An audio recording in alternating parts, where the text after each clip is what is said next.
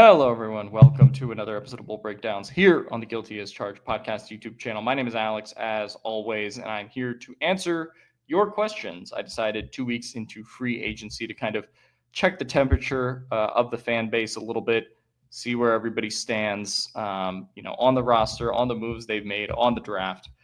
So I asked for your guys' best questions on Twitter and YouTube and Blue Sky, all those platforms, and you guys sent in a bunch.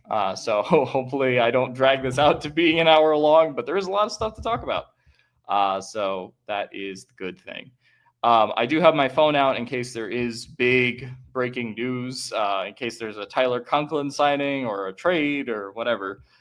So hopefully it's not one of those things where right after I finish recording, something happens. But it is 1 o'clock on the East Coast when I'm recording this. So you never know. Joe Hortiz has been making his moves a little bit later at night, as Steven and Tyler can attest to, as they've been doing the streams.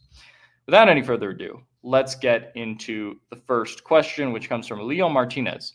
Loveland, Grant, and Golden are all on the board at 22. Assuming the Chargers sign Conklin soon, who I guess we'll get into now, who would you pick? So Tyler Conklin visited the Chargers yesterday. Jets tight end for the last 3 seasons. I think he has 1,600 yards, about 107 catches in that time span. And, ultimately a prototypical solid pass catcher. You're getting, I think he had 0 drops this year, 1 drop the season before that. So you're getting a player that's basically has very sure hands, is not necessarily a dynamic yak threat or anything like that, but can give you 400, 500 yards per year.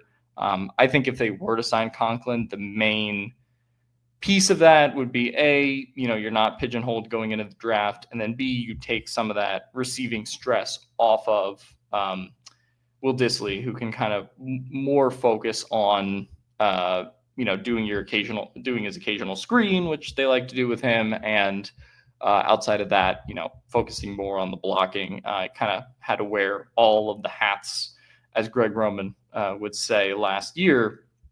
So I think that would kind of be the point of the Conklin signing. Obviously, they were interested in Evan Ingram before he decided to go to Denver.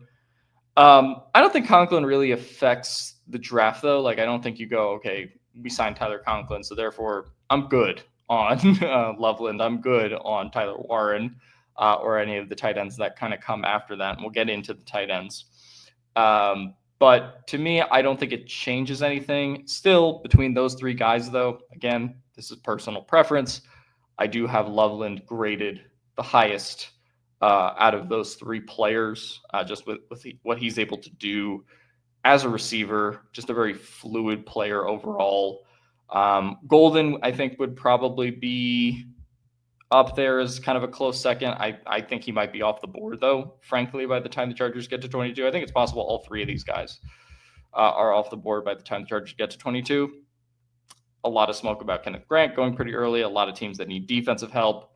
Daniel Jeremiah had Golden going before Tetaroa McMillan in his most recent mock draft. So that kind of raised some eyebrows for me. And between these 3 guys, I would go Loveland. The Conklin signing or, almost signing, if they are meeting with him, wouldn't change much for me. Would still go Loveland. Dingy Dub asks, if you were to get to hang out with Phillip Rivers for an hour, what would you ask him, or what plays, games would you bring up? Obviously, a lot of Chargers memories to go back through the years with Phillip Rivers. I think he would be a really fun interview. If he wants to come on GAC, he's free to come anytime. If someone wants to pay for my trip to Alabama, I'll interview him at his high school. That would be really fun.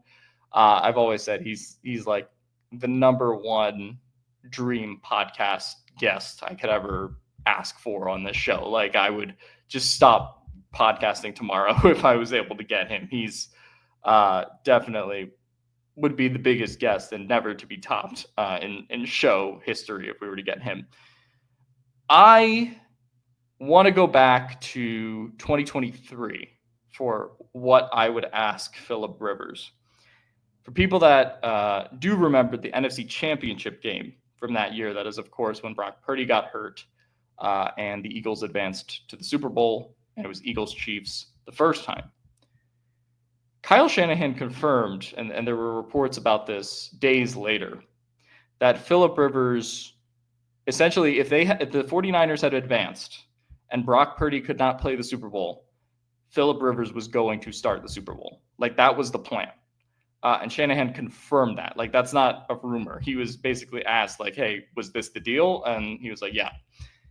So the idea, and this is just so fascinating, of having like almost a designated survivor quarterback, Phillip Rivers on the 49ers after he had been, 2 years retired, playing against Patrick Mahomes in the Super Bowl. Like, as Chargers fans, we obviously would have gotten a very big kick out of that. So I would love to ask him, like, because I don't believe he's ever commented on this publicly. Only Shanahan has. So I would love to just ask him, like, what was going through your mind when you were watching that game? Like, how did you agree to this plan?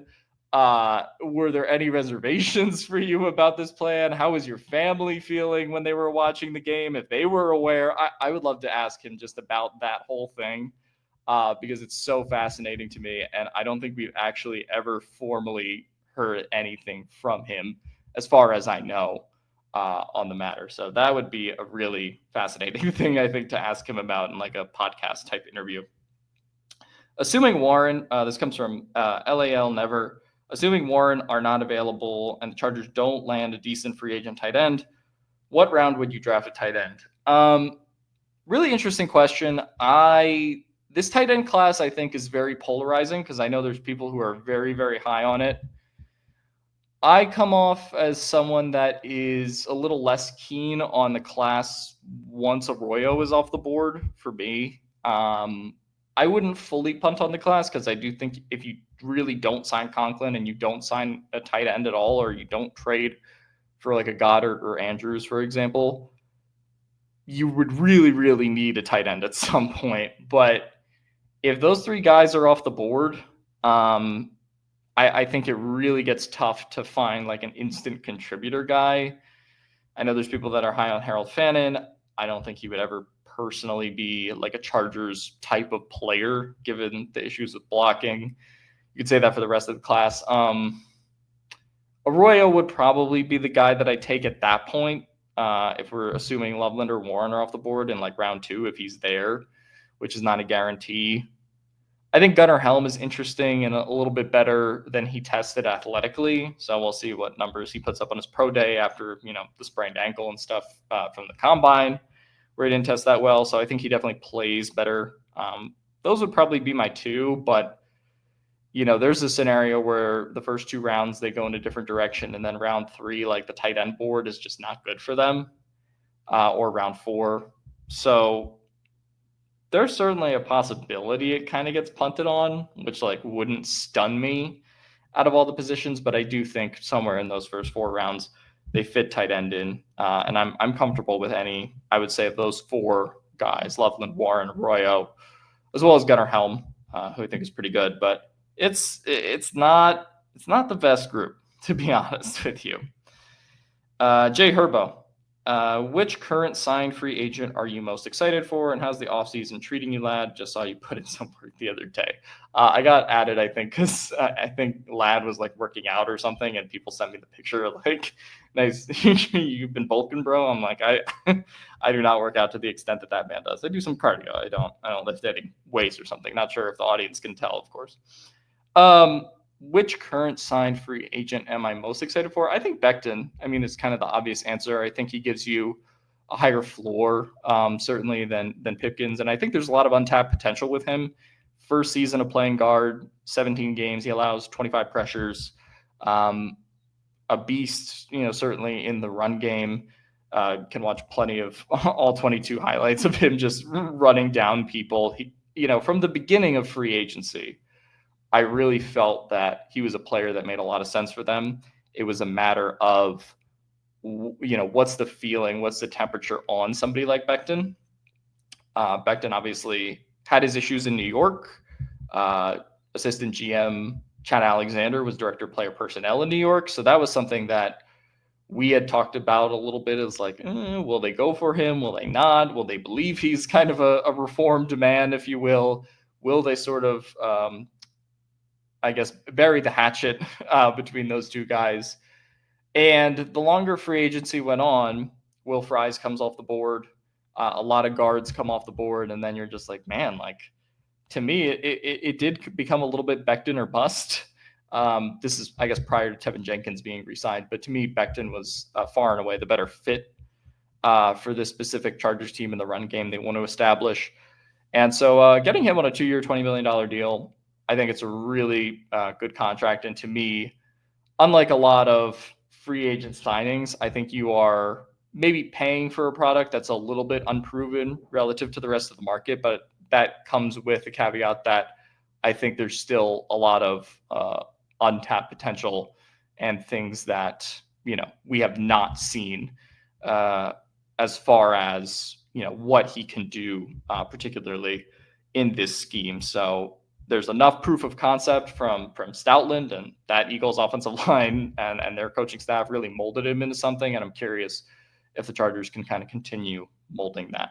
As far as the offseason, it's less stressful now as far as covering it during the season. Although school is way more stressful, and so that is killing me on the inside. But it's what I want to do. So yeah.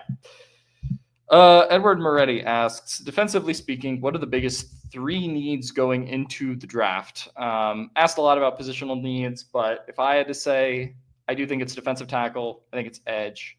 And then the third position I would say is probably corner.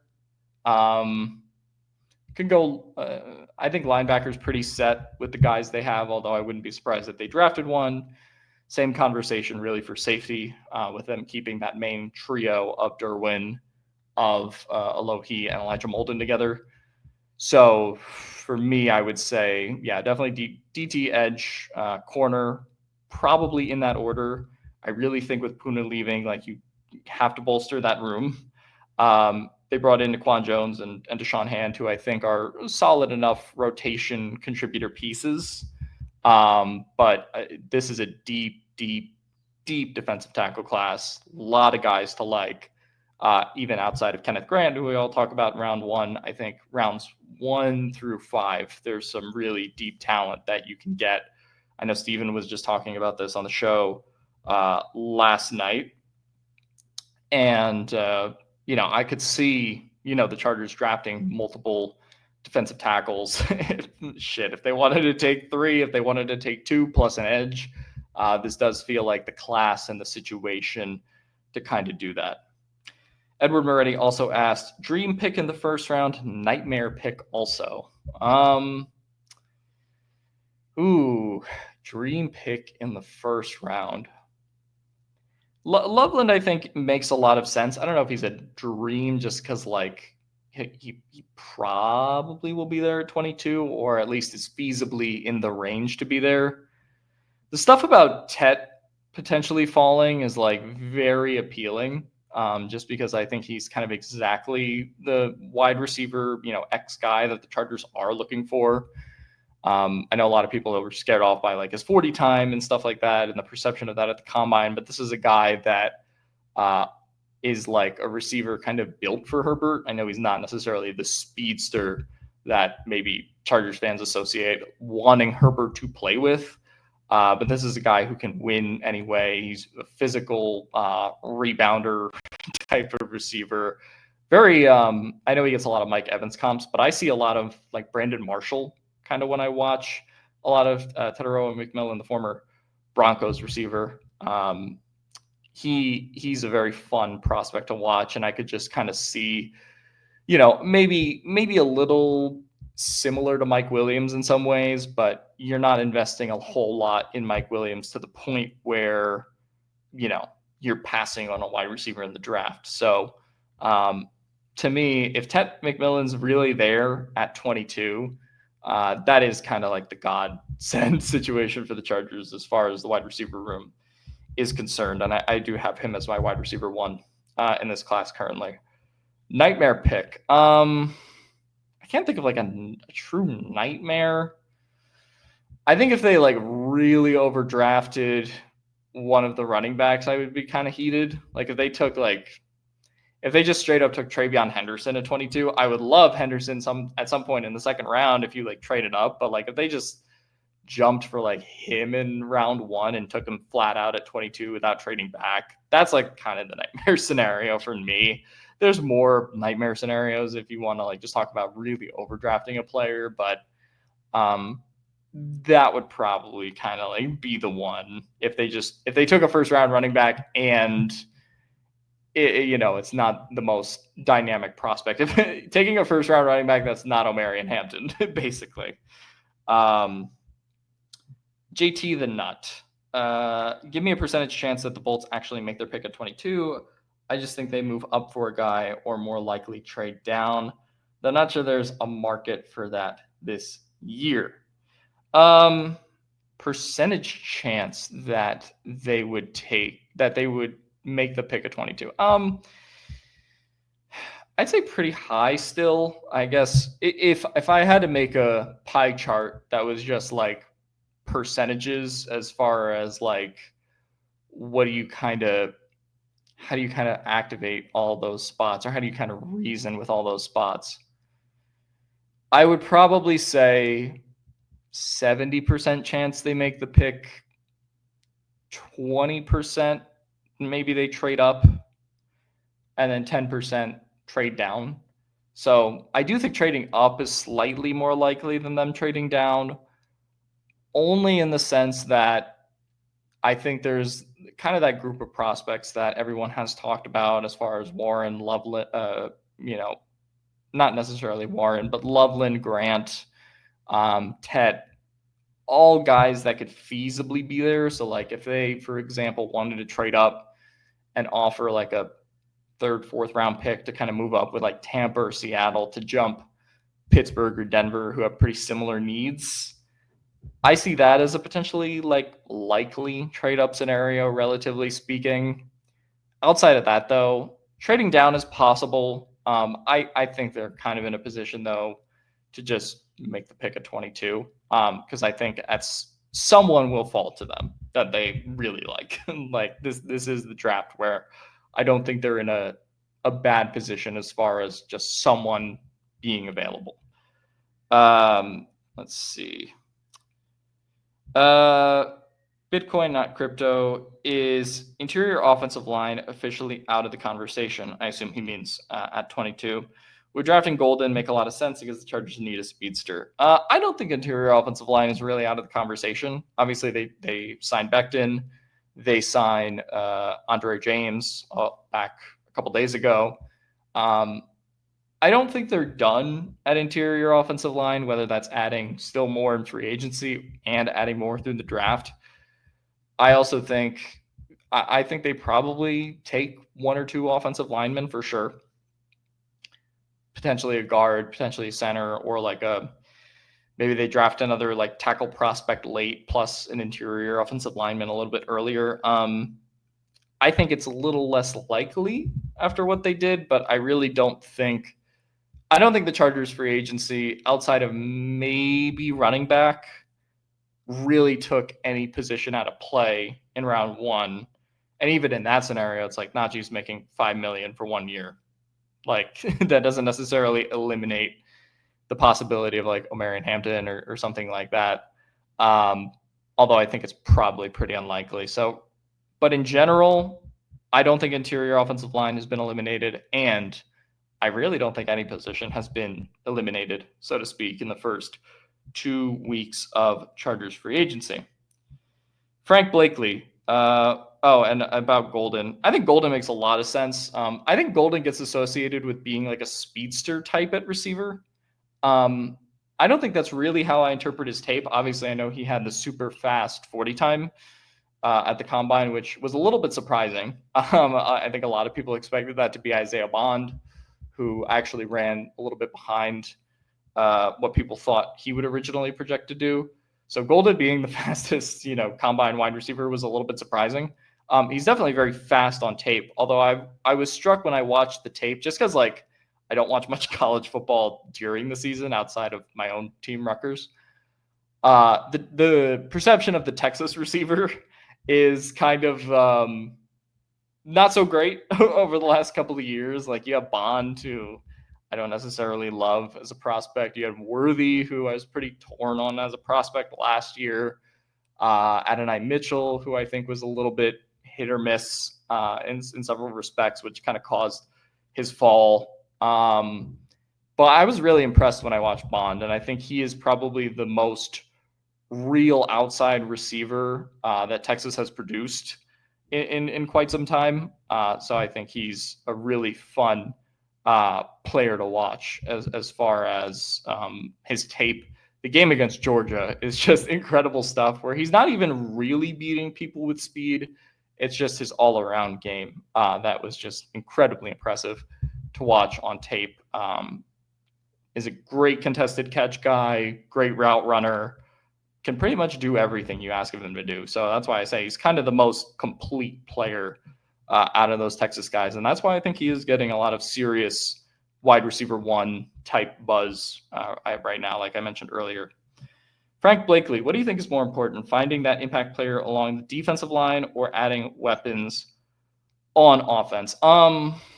Definitely adding weapons on offense. I think I have a certain amount of institutional trust in the fact that Mike Elston, Jesse Minter can kind of do their thing. You know, I'm a little disappointed, obviously, that Puna wasn't brought back, but you draft one or two defensive linemen in this draft, wherever they may come, and I think they'll be fine, right? Plus, fixing, addressing the edge situation, getting more depth there, probably drafting one of those.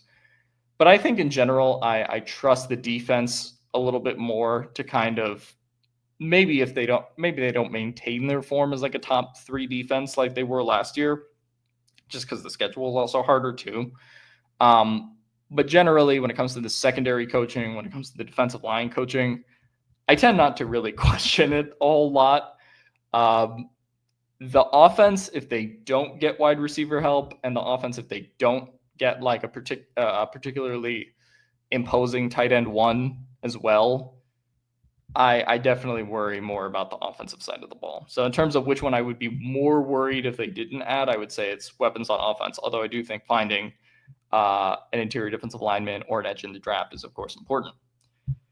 Kenneth Couch, who should the Chargers pick up before the draft for more flexibility? Should they trade up at any point to get more starting or better backup players?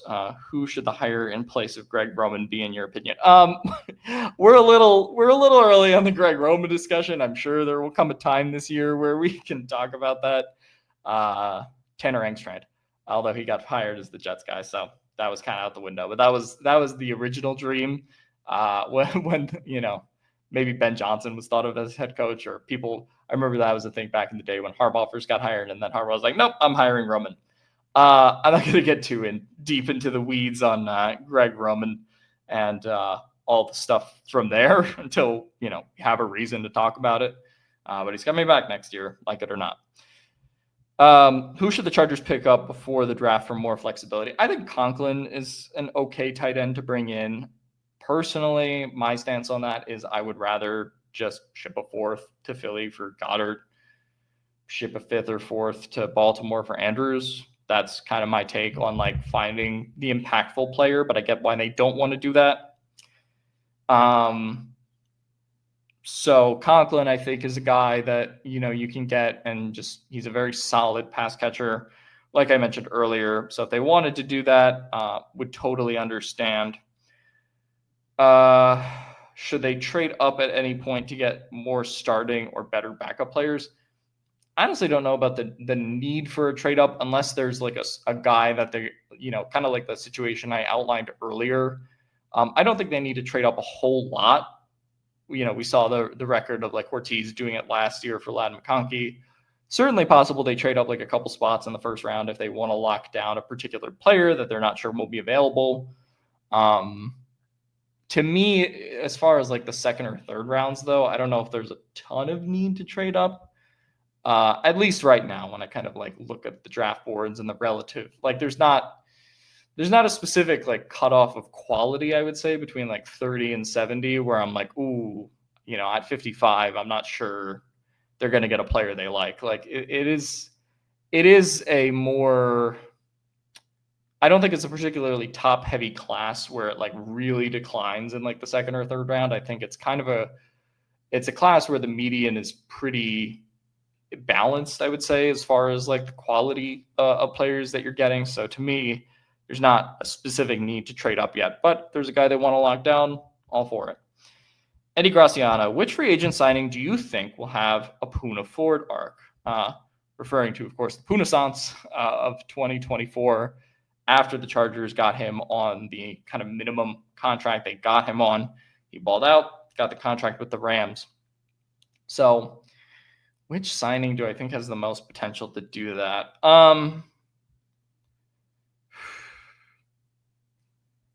I like the Naquan Jones pick a lot. I don't necessarily expect him to put up like 30 pressures or something like that, like Puna had last year, and kind of have like a quasi Pro Bowl season. But I think he's someone that is a reliable kind of snap innings eater, pretty solid run defender. And I think he had like almost his career high in pressures last year, with, not a lot, but relative to the snaps he played, I think he had like 9 on like 100 or so pass rush reps. So not a guy that's like super well experienced, but a guy that's probably at the current juncture going to play a little bit more before we head into the draft and stuff like that. He's only, I think, 25. So I do think there's kind of some untapped potential with him. I watched a couple of his games from last season, including Chargers Cardinals, where he had a couple flashes that were pretty nice. So if I had to bet on a guy having like the Puna arc and just kind of coming out of nowhere, I guess Puna didn't really come out of nowhere, though. He just didn't get a ton of time to play in Buffalo and was on a little bit of a downslope. I'm not saying he's going to be Puna Ford when I talk about Naquan Jones, but I think he could be a player that definitely has like a personal breakout season. At Matthew Tickner, is this roster good enough to beat good teams, in your opinion? Look, I think anytime you have Justin Herbert, I think anytime you have the coaching staff that they do, you trust them to get the best out of their guys. If we're talking about good teams as far as like Chiefs, Ravens, Bills, Eagles, that kind of tier, Lions when they're healthy, I think the Chargers would obviously be the underdog in a lot of those games. I think they do need to add offensive weapons to kind of more reasonably be able to compete. But again, like they went 11-6 with the roster that they did last year, even if it was at, kind of a weaker schedule. But I think this is a team where I don't look at, I don't look at too many opponents and go, oh my God, they can't win that game, right?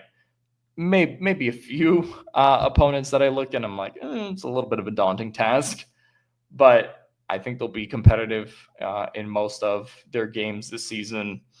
I'm not projecting necessarily like a deep playoff run or making my record prediction, until after the draft, but I think they're good enough to certainly compete.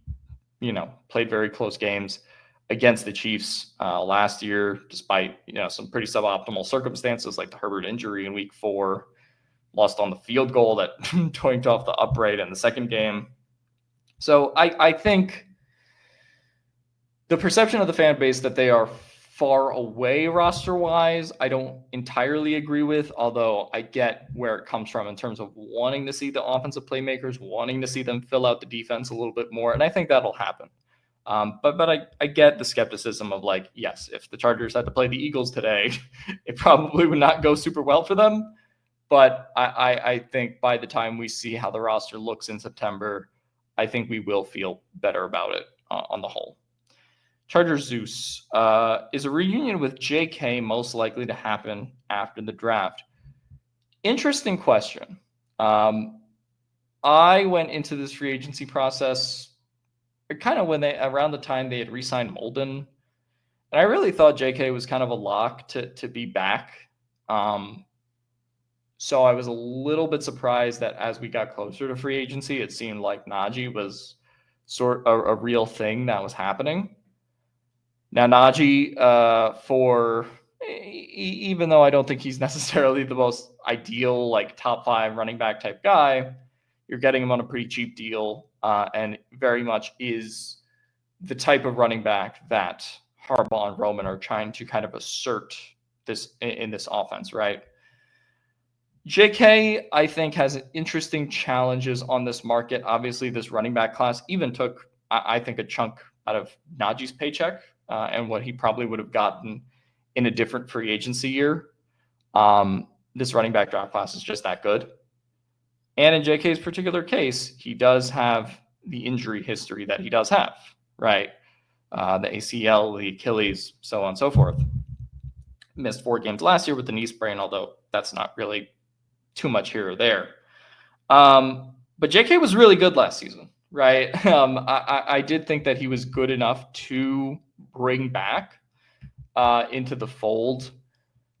When the Chargers had him in the first 12 games of the season, they were 15th in rushing EPA. When he wasn't playing in the 4 games that he missed, the Chargers were 30th in rush EPA. So this is a guy that really was a driving force in, when the Chargers run game was more consistent and better last year. In those moments, it was JK churning out those yards more so than, the offensive line itself. So I was a little surprised they didn't bring him back, but I also get from the Chargers perspective why they, Harbaugh always talks about availability, stuff like that. And I get why, if you look at JK's medical history, you would go, you would be a little bit skeptical about running it back with him again and investing a decent chunk of change or starting running back money into that.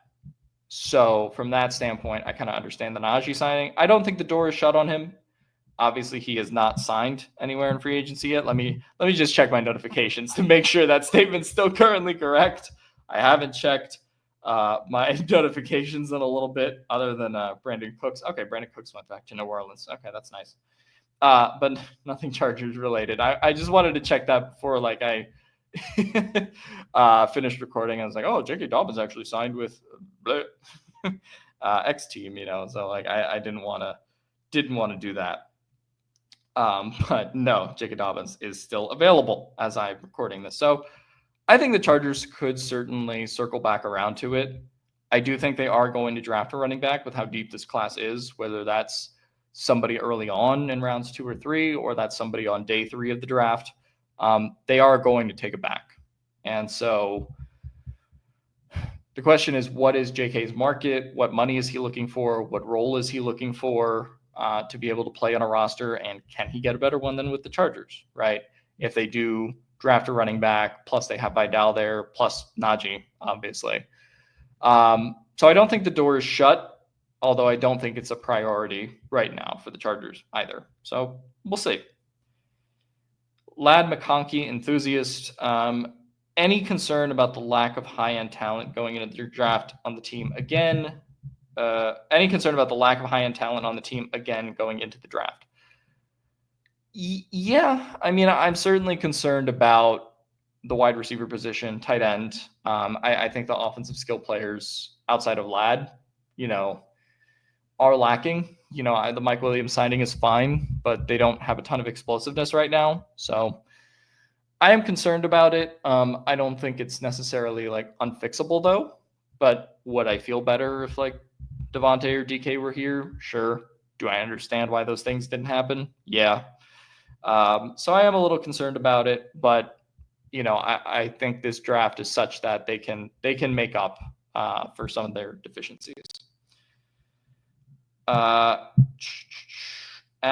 Pack Attack 94, I am still team trade down, even more so if Hampton, Loveland, Grant are gone. Who are your fave or most likely trade partners, and mock out the trade if you can? I think if you're creating the most likely trade back scenario, it is probably a Eagles, Bills, or Ravens team that's at the bottom of the first round, and they want to come up to 22 because there's a specific prospect they like, and they give you a 3rd or 4th round pick to trade up. That's probably the most likely scenario. So something like Eagles at 32 plus a third, and or maybe a future third, however they want to kind of move things around. That's a possible one. If I forget the exact draft order, but wherever the Bills are, as one of the AFC Championship teams, so I guess they would be 30 or 29, somewhere around there. If they wanted to trade up and they gave you like a fourth, third rounder to do that, that's again another kind of likely scenario. I think though it's one of those teams that's at the bottom of the first round wanting to trade up. Chargers trade down, get an extra pick, and they still get a player who they can have like a fifth-year option on instead of trading out of the first round entirely. So I think that's probably like the most likely way that they would trade down. Seth, assuming we send Conklin, who are you taking at 22? If Grant, Ibuka, Hampton, Barrett, and Loveland are all available, like I said earlier, kind of do a similar question. Doesn't change much for me. I would still take Colston Loveland. TSO Rick Rack, how far does Warren get on this board? Or how far does Warren essentially have to fall on this board before you say F it and go trade for him? How does that line up with this regime's history of trading up for blue chip guys like that? I wouldn't say the Ravens have too much of a history of like really trading up for guys. Obviously, Lamar comes to mind. But outside of premium positions, I wouldn't say there's too much of a history of trading up. I don't think Warren's making it past 10, to be honest. I think the absolute floor from him is like that 10 to 12 range. And I probably am not trading up for him. If there was like a pick number that I felt comfortable with, like sure, if he's there at 15 or 16 or something like that somehow, whatever, like sure, go do it. But I think the idea of having to trade up like 10 plus spots to do it and give up like next year's first round pick, that's just something that if you can get Loveland or trade up a couple spots for him cheaper or get him at 22 outright, that's just something that the Warren thing, I just don't think it's really, I don't think it's feasible for the Chargers this year with where his current stock is.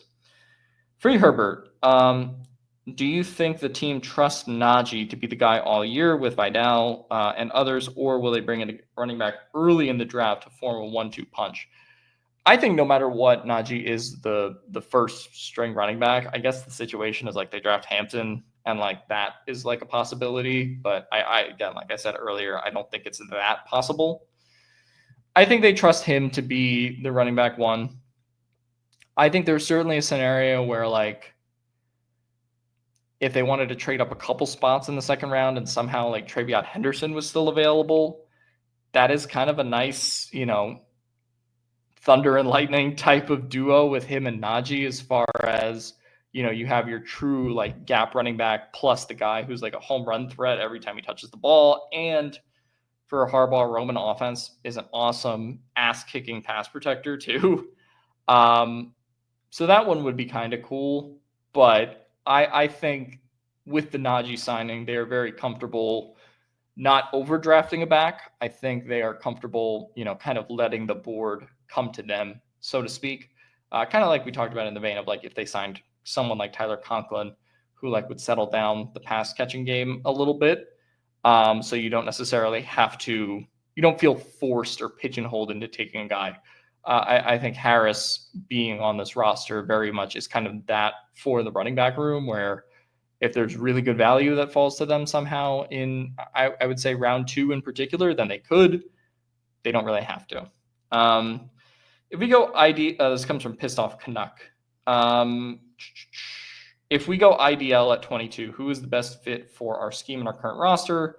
I'm leaning towards Grant, but he is likely gone. Also intrigued by Tyleek Williams. I think Tyleek likely has a higher ceiling.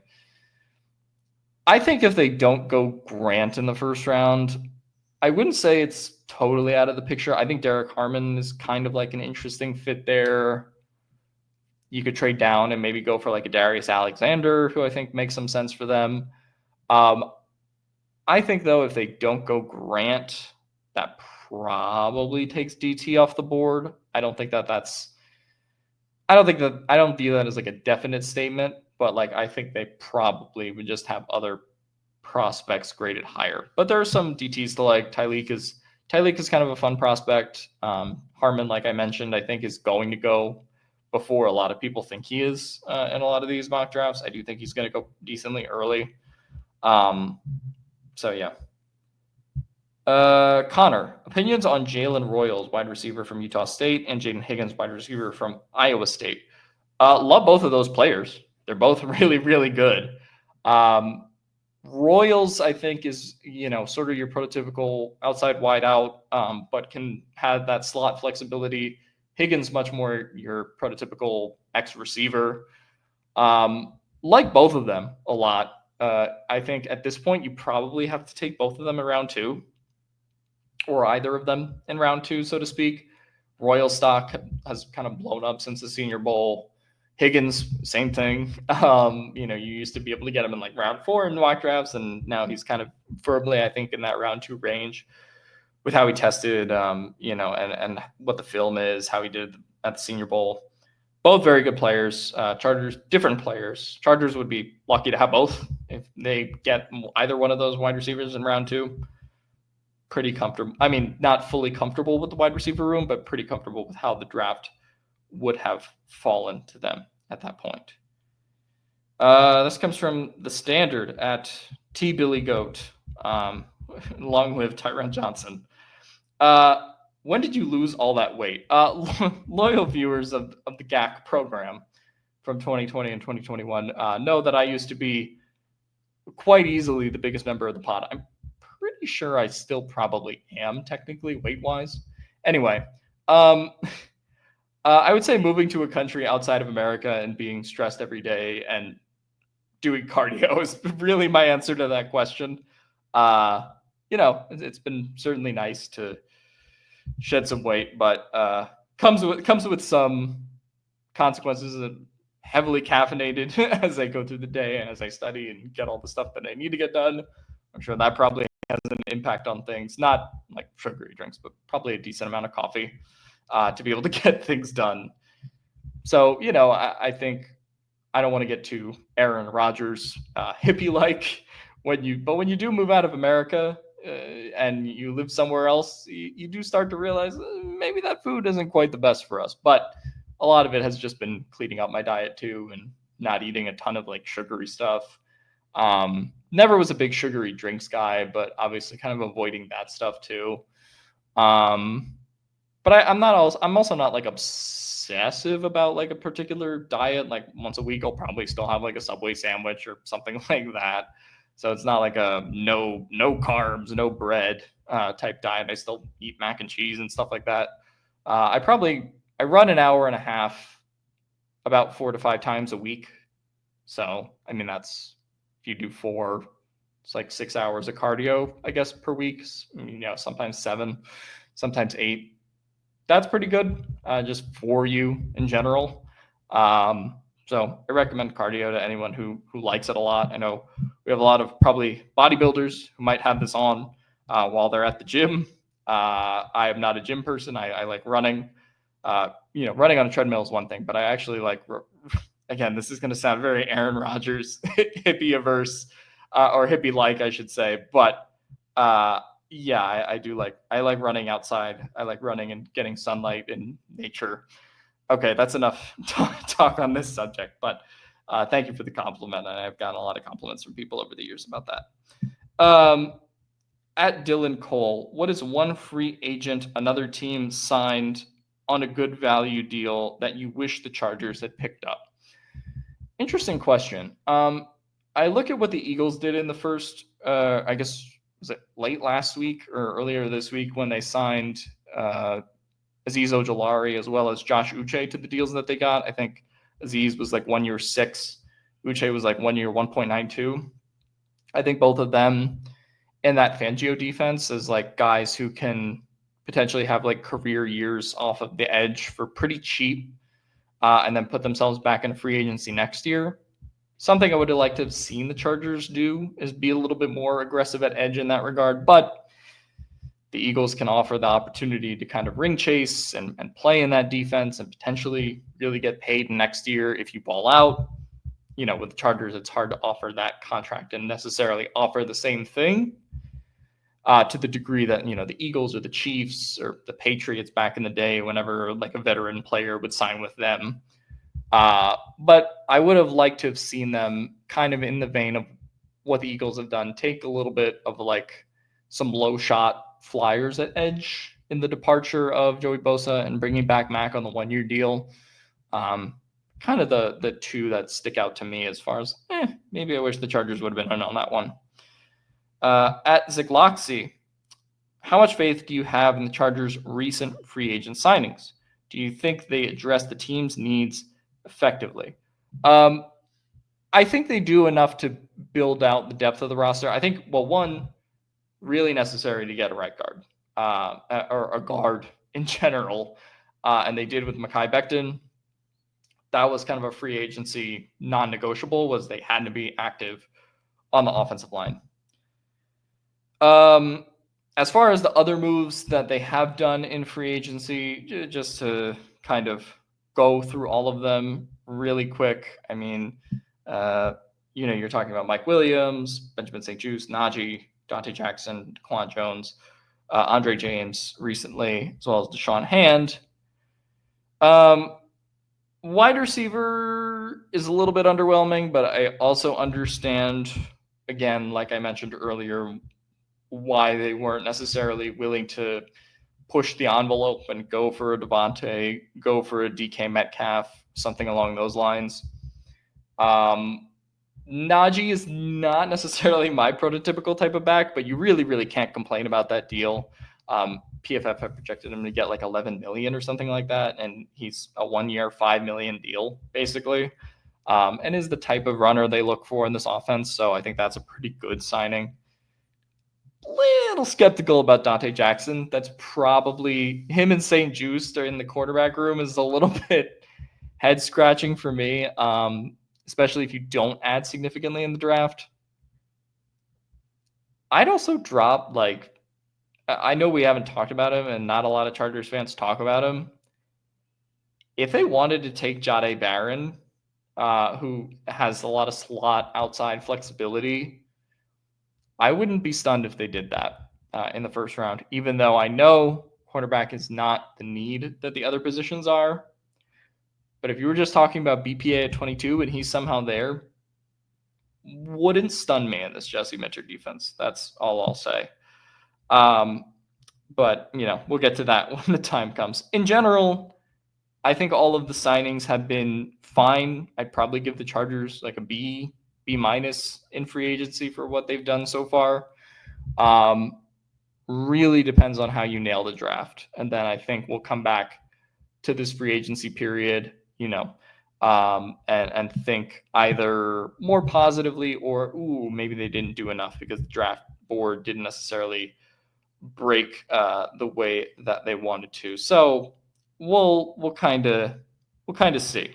I am generally positive on what they did, particularly with the Becton signing later last week. But it's obviously not a perfect free agent group, right? There's more room to improve. In an ideal world, what positional groups would you want targeted in the first 3 rounds? This comes from King Connor. My preference is edge, wide receiver, and tight end for rounds 1, 2, and 3 in that order.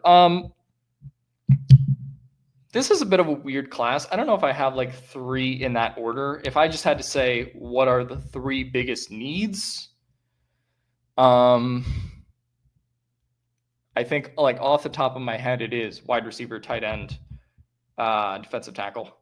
Those to me are the 3 biggest needs kind of entering this draft in whatever order you want to put them.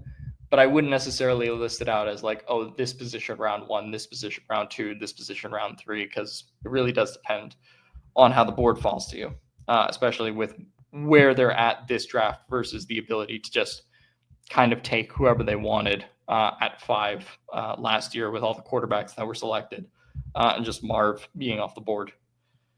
How how much of a competition do you really think there is going to be between Bradley Bozeman and Andre James? I understand the loyalty to Bozeman, but do you really think this will come down to something like preseason play? Preseason play, not necessarily. I don't think that will really decide the competition. I do think how they look in OTAs, how they look in training camp, how they're kind of adjusting to the scheme, or I guess how Andre is adjusting to the scheme. Those are all factors that I think could kind of determine it. I think Andre James is going to be the starter if I had to predict today. I think he makes a little bit more sense both from a pass and run standpoint than what Bozeman's done. Obviously, not the greatest year for him with the Raiders last year. Neither him or Bozeman. But if Zion's still at left guard right now, they have not drafted a guard, although that could change on draft night. And so if it is just a center competition between effectively James and Bozeman, I would favor James by a decent amount, but I don't think it's necessarily coming down to the preseason play aspect. I don't think Bozeman. I think if I remember correctly, Bozeman didn't even play in preseason last year. So the Chargers were pretty, outside of Alt, who I remember played a decent amount just to kind of like wet his feet. He got some snaps.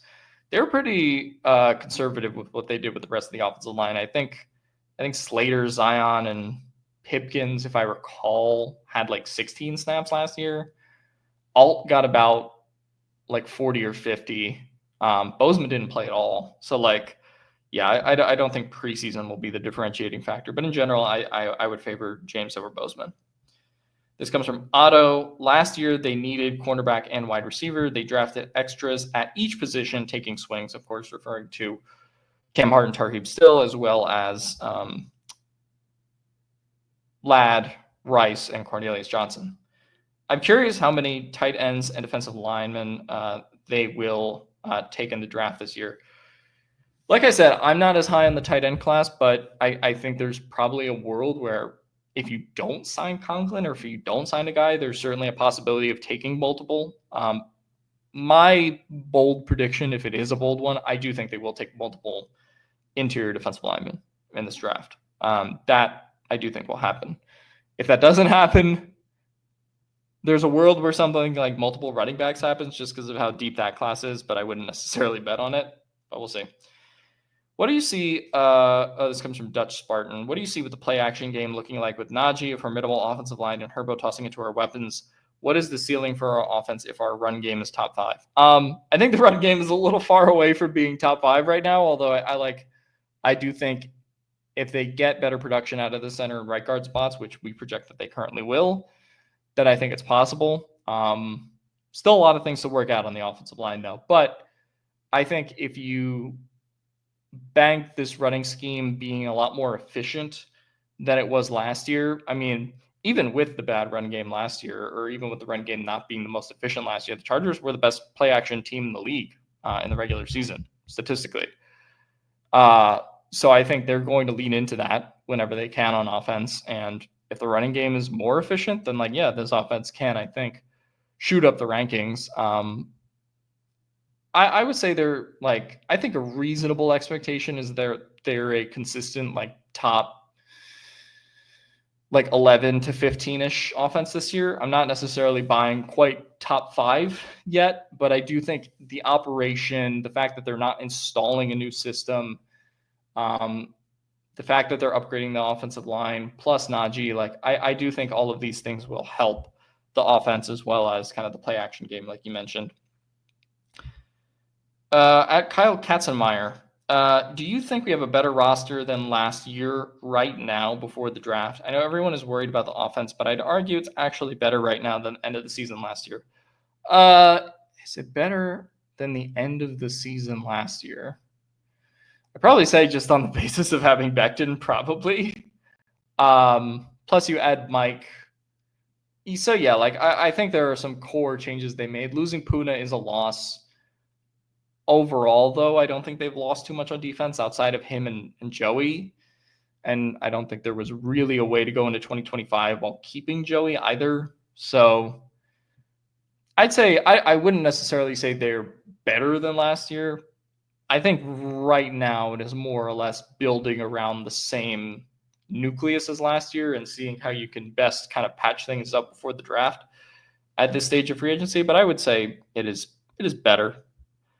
At Giovanni Sandoval, why do you guys crap on Zion so much? I think I feel like we've been one of the more pro Zion podcasts on this show, on Chargers media or whatever you want to call it. I think we've generally been pretty pro Zion. I think maybe me and Tyler are less positive about Zion than Steven is, but I think on the average we've been pretty positive on him dating back to the draft.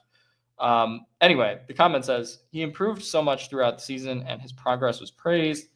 He just so happened to end at the end of the season with a bad game, but so did the rest of the entire offense. Shouldn't we expect him to continue his overall progress into year two with Harbaugh and a new, better center? I think there are positive takeaways from Zion last year. I wouldn't categorize it as just one bad game, though. That is not, I think, an accurate characterization of how Zion played last year. I think clearly, like you mentioned, not being with Lindsley like they expected to have him for all of these seasons, I think clearly did hamper Zion's development to a degree from kind of what we saw early on in his rookie season. I don't want to excuse that as for, why hasn't he developed to the extent that we expected him to? But to me, it's more. I think it's more the mental aspect and still picking that up than it is necessarily like a physical deficiency. He's a very strong player, but we talk about the same issues in terms of like picking up stunts. But they have had to install the offense a bunch of different times in the times that in the time that he's been here, right? You've had Joe Lombardi, and you had Kellen Moore. And then last year you had Greg Roman. So it hasn't been necessarily easy for Zion last year, or these last couple of years, I think, in terms of like just, picking up on the nomenclature and the things he's supposed to do. I'm not making excuses for him again, but I'm saying the Chargers haven't necessarily put him in an optimal situation either.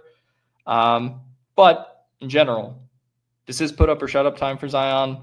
They have a decision to make on his 5th-year option in May. I expect them to turn that down. I do not think they will pick up his $18 million or $19 million 5th-year option. And so this is, a contract year for Zion. So we'll see how that goes. At Ethan Underwood, top 3 centers after Gray Zabel.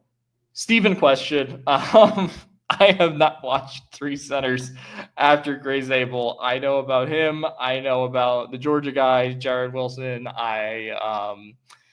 I know about a few players after that, but those are really kind of the only 2 I've watched as like the true center prospects. I'm probably not going to make it to watching as many offensive linemen as Steven or Tyler will watch this year. So that's, to me, more of a them question, to be honest. But I do like Gray Zabel. At Scooby, is the running back position actually important enough for us to draft in the first 2 rounds? If a great running back falls to us, is it better to draft them than a good player at offensive line, wide receiver, defensive end, defensive tackle, or corner? To me, it depends on who's there. If we're talking about like round 1 or round 2, I think, like I kind of have said a couple times, Omarion Hampton's probably out of the question right now. If they got the right value in round 2, I would never say never, but I think it would require somebody like a Travion or someone unexpectedly falling to them, which I don't really expect. Is it important enough? It's, again, not necessarily the top of the list of my needs, but if you can find that level of player that is really good value relative to the rest of the draft and they are falling, again, I just wouldn't completely roll it out. We talked about JK a little bit, but Pale Star asks, any chance JK signs with us for, I don't know, 2 years, $8 million? Might be kind of above what he's getting right now, to be honest with you. That would give us one of the best rushing attacks because we'd have an explosive back and a gritty back. That's an interesting characterization. I'm pretty sure Dobbins and Najee had like the same amount of explosive plays last year almost, but anyway. And that's only about 10 to 12 million per year for the room, including the rookies. Like I said, would have no problem, I think, with J.K. Dobbins coming back if they wanted to. I don't think it'll be at the top of their list of their priorities prior to the draft. If J.K. is still around after the draft, I think it becomes kind of a different situation. But what late round X receivers should we be targeting? Late round guys, I'm not really too familiar with like the round 6 and 7 prospects. I'd say a favorite of mine to draft and favorite of mine to watch has been Pat Bryant. A lot of people kind of turned him off to an extent in their brains after he ran like a 4.6 at the combine. But I'm not concerned about his combine time. He does everything pretty well that you would want a categorical X receiver to do. Turn on the tape of any of his games this year, and he is, generally a highlight machine.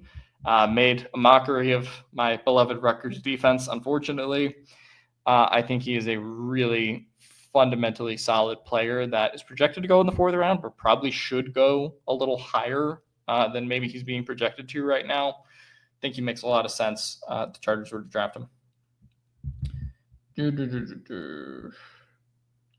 Liam asks, last year we saw the Chargers trade up in the draft. What do you think of the likelihood that they trade down this year is in the 1st round for guys there? Do you think trading down for Zabel is realistic, or is he gone by the end of the first? I think for Zabel, you have to take him. I think you probably would have to take him at 22 at this point. I don't think you can really trade down for him based on how his momentum's kind of gone. The trade down possibilities are kind of the ones I listed. I think if you want to trade down to the end of the 1st round, that's like possible.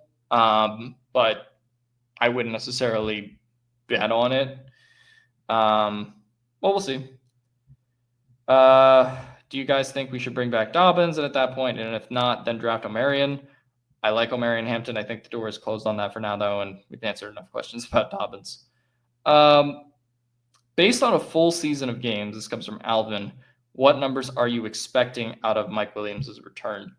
So this is assuming he plays 17 games. I'll say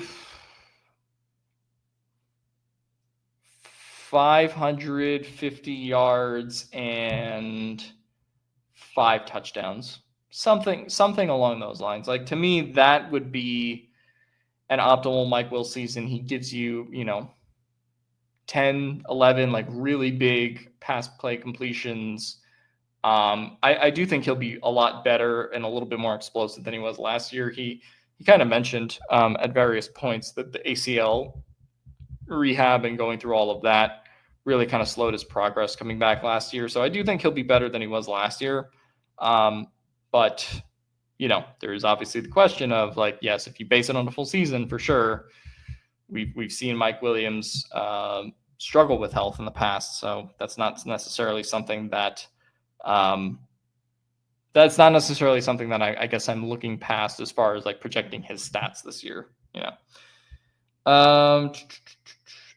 Half of this team's 20. This comes from user Galaxy, I think. Half of this team's 2024 53-man roster were free agents this offseason, and cutting Joey Bosa made 27 guys total. With this in mind, how happy are you with how Hortiz has approached this free agency on a scale of 1 to 10? I gave him a B.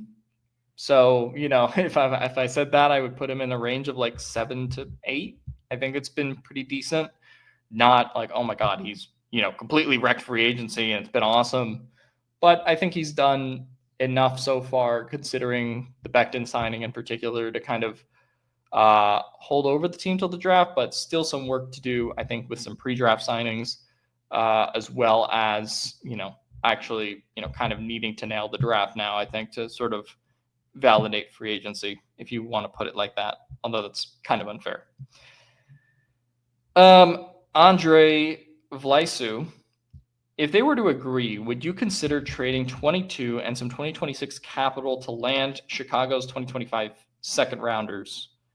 So Chicago has 2 second rounders. I think one that's at 39 and another in the 40s, 50s, if I'm correct. From the Bolts side, you can cover the 2026 loss with comp picks if things go well while landing multiple impact players in a really strong area of the draft. Chicago can use a 22 to land an impact defensive player. If they manage to land Genty with their first pick, they can even use what they get from us as potential capital to trade up and potentially snatch Genty from the Raiders, which would be good for us as well. I think 39 with Chicago is probably a little bit more than they're willing to trade down. Now, historical context for this on the Chargers would be you do have the Patriots trade in the Telesco era where they, of course, traded up for Kenneth Murray. Not the best move in retrospect, but they traded, what was it? I think it was 23 for 37 and 71, if I remember, or something along those lines. I think it was maybe 37. Basically, the second round pick plus a pick in the 70s. And that was the deal to secure the Kenneth Murray pick from the Patriots. I think you could potentially see something like that happen. Although, like I said, I don't know about necessarily taking from like future comp. They don't have comp right now as far as 2026 is concerned, although that could change. I don't see them necessarily being that aggressive to trade out of the first round that aggressively, I guess, to the point where they're willing to go down like 17 spots. Think you could certainly see it trade down. I don't know if it would be quite that aggressive, though. Last question. This comes from Joe Alexander. I did end up going an hour and 6 minutes or so. With all these signings, is our wins this year going to be because of our talent we pick up or the coaching? Because right now it feels like we are depending on the coaches squeezing all of the talent out of these guys.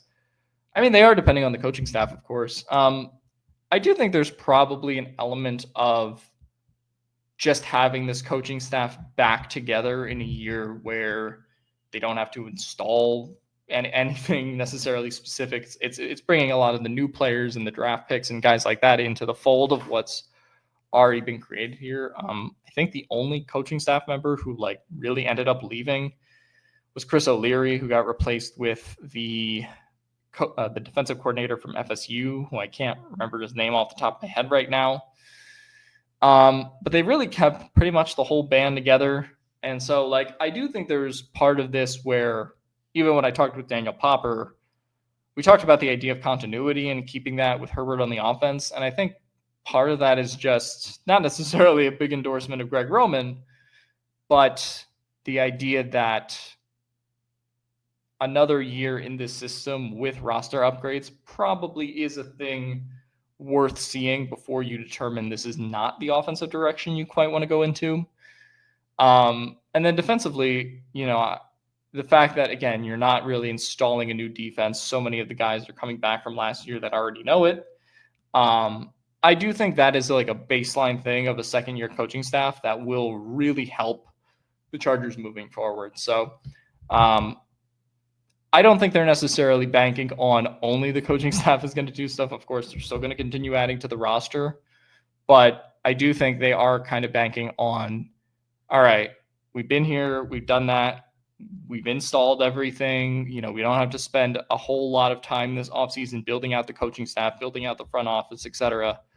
And we can kind of just go to work, right? So I do think there's part of that is kind of a relief for the coaching staff and probably a positive as far as the development of certain players is concerned. But that'll do it for me, everyone. I've been rambling for about an hour and 9 minutes now. So thank you to everyone who if you made it all through that, God bless you. But I will see you guys next time. And as always, bolt up.